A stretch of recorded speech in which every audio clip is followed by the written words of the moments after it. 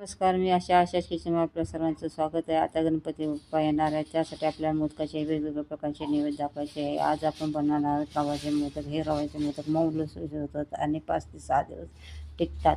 चला तर आपण रेसिपीला सुरुवात करूया. त्यासाठी लागणारं साहित्य: मी 1 वाटी रवा घेतलेला आहे, 1 वाटी साखर घेतलेली आहे, 2 चमचे कोकोनट पावडर घेतलेले आहे, 2 चमचे गूळ घेतलेला आहे, 10 ते 12 काजू घेतले, 10 ते 12 बदाम घेतले, 10 ते 12 पिस्ते घेतलेले आहे आणि एक अर्ध्या वाटी दुधात मी केसर भिजवून घेतलेलं आहे. आता 4 चमचे तूप घातलेलं आहे.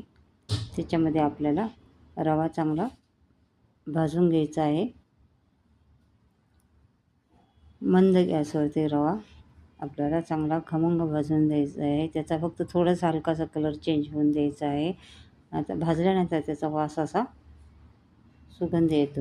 आता त्याच्यामध्ये मी केसर भिजू घातलेलं अर्धी वाटी दूध घातलेलं आहे. ते चांगलं मिश्रण मिक्स करायचं आहे. हे मिश्रण घातल्यानंतर मला 3 ते 4 मिनटं चांगला असा रवा परतून घ्यायचा आहे. आता हे अर्धे 1 वाटी साखर घातलेली आहे. ती साखर चांगले मिक्स करून घ्यायची. साखर घातल्यानंतर तुम्हाला 6 ते 7 मिनटं असं परतून घेऊन शिजून द्यायचं आहे. थोडा वेळ झाकण ठेवलं तर चालेल, पण अधूनमधून चेक करून बघायचं आहे, हलवत राहायचं आहे. अशा पद्धतीने आपला हा रवा तयार झालेला आहे.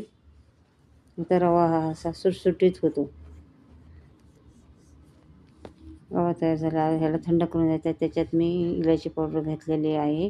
पाव चमचे इलायची पावडर घालायची आणि ते चांगलं मिक्स करून घ्यायचे. आता काजू, बदाम, पिस्ते आणि कोकोनट पावडर रेडीमेड आहे आणि गूळ हे एकत्र मिक्स करून पिसायचं आहे आणि हे मिश्रणाचे आपल्याला गोळे करून घ्यायचे आहेत.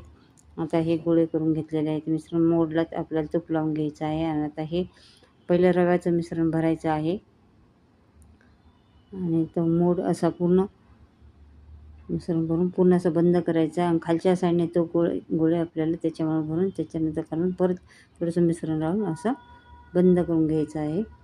अशा प्रकारे आपले रव्याचे मोदक तयार झालेले. अशा प्रकारे मी सारे मोदक करून घेते. हे त्याला आपल्याला जर थोडं डेकोरेट करायसाठी थोडंसं इथं केसर लावलं आहे मी मोडला. अशा प्रकारे आपले मोदक तयार झालेले आहे. डिटेल रेसिपी पाहिजे तर त्रिकोणी बटनावरती जाऊन तुम्ही क्लिक करा आणि तिथं जाऊन डिटेल रेसिपी बघा. चला बाय.